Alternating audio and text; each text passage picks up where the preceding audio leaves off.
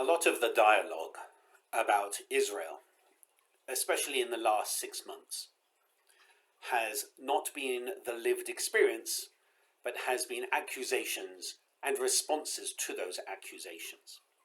As we saw in a stunning letter called In Our Name, a message from Jewish students at Columbia University, that has been viewed by over 1 million people after having been signed by over 450 Jewish students at Columbia University. Anti-Semitism has shifted, especially in the last 6 months, but we have seen it over the last decade or so. Shifted from blaming Jewish people, always blaming Jewish people for the ills of the world, but shifting in terms of how.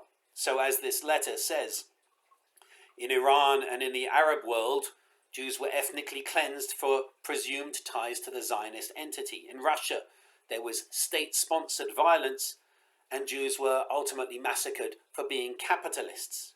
In Europe, Jews were victims of genocide for being communists. And today, they say, we face the accusation of being too European, painted as society's worst evils, colonizers, and oppressors.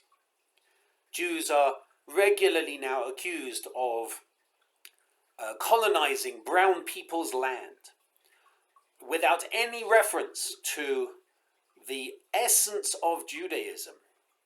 Not just God and the people, but God, the people, and the land. We, as this letter from the Columbia student said, we only recently ended our Seder L'Shana Haba B'Yerushalayim, next year in Jerusalem. The state of Israel, or Israel as a land, is essential to Jewish identity. It is an essential part of who we are.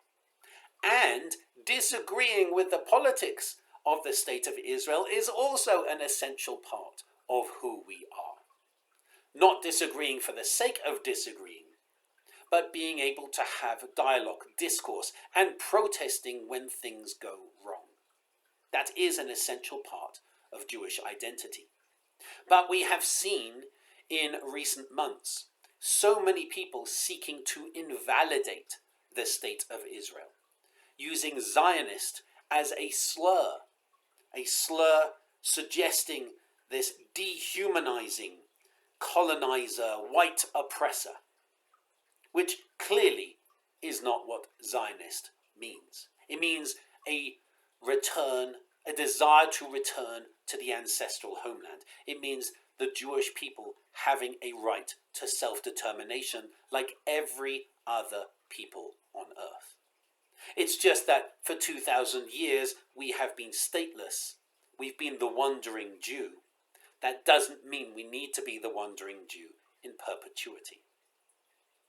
So what does this mean for us as we come to Yom Ha'atzmaut, as we come to Israeli Independence Day?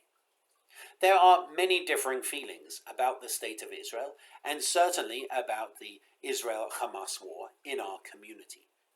This letter, this stunning letter from the students at Columbia University, says stop speaking in our name.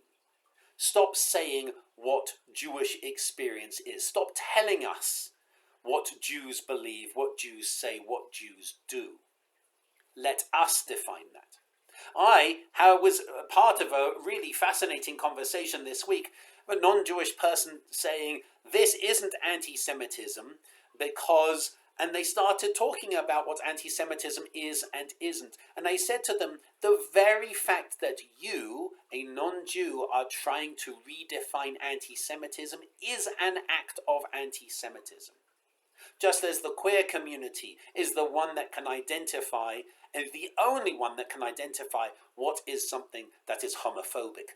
Just as the African American community is the one that is able to turn around and say, this is what is racist. So too, only the Jewish community is the community who is able to turn around and say, this is anti-Semitic.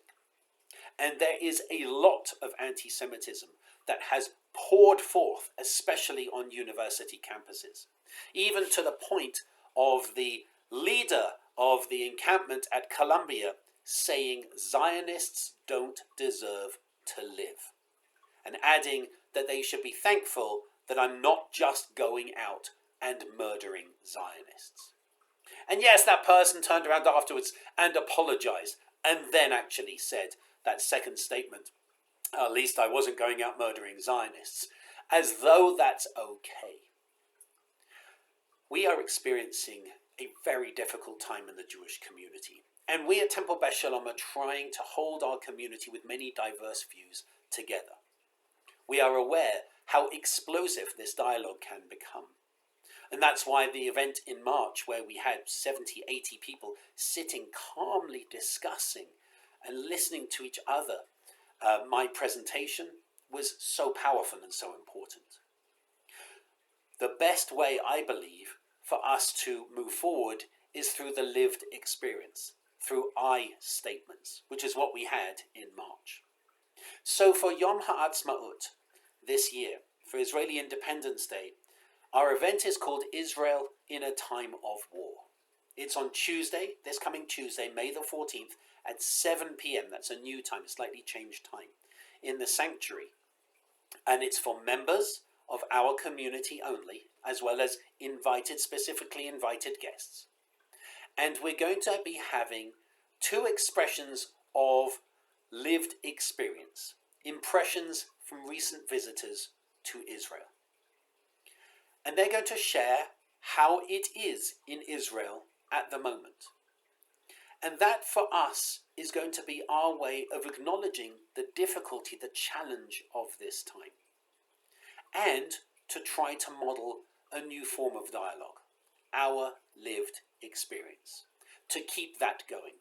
Instead of accusations and then responding to accusations, which makes people defensive and leads to binary polar opposites, and nobody wants to meet in the middle for fear of seeming weak or compromising, God forbid.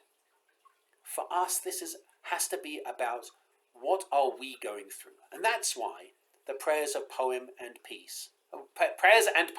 of pain and peace, I think, were so important, because they were sharing our lived experience. And my hope is that after our Yom Ha'atzmaut event on May the 14th, we're going to continue to share our lived experiences in a variety of ways. That's our experiences, not the experiences of others. And so I invite you to join us for Kabbalat Shabbat this evening, for our Torah study tomorrow morning, which is on the central verse of Torah, V'ahavta l'reacha kamocha, love your neighbor as yourself. What does it mean to show love? And who is your neighbor? I've had interesting conversations about this over the last 6 months in particular. And then we invite you to our Bar Mitzvah ceremony for Liam Michaels Norfield, as well as to our Yom Ha'atzmaut event, Israel in a Time of War, this coming Tuesday at 7 p.m. Together, by sharing our own lived experience, I believe that we as a community can get through this very difficult, challenging, painful time, a time of profound expressions of anti-Semitism, a time of fear, a time of concern, a time of disagreement. I believe as we share our own experiences, we can at least model the dialogue that will take us forward. So I hope that you'll be able to join us for our Shabbat services, for our respectful Torah study, and for our Yom Ha'atzmaut event on Tuesday, where we just share those experiences and hope to seek peace and make the world a better place just by sharing that which we have lived, experienced, and want to share with others. I wish you Shabbat Shalom.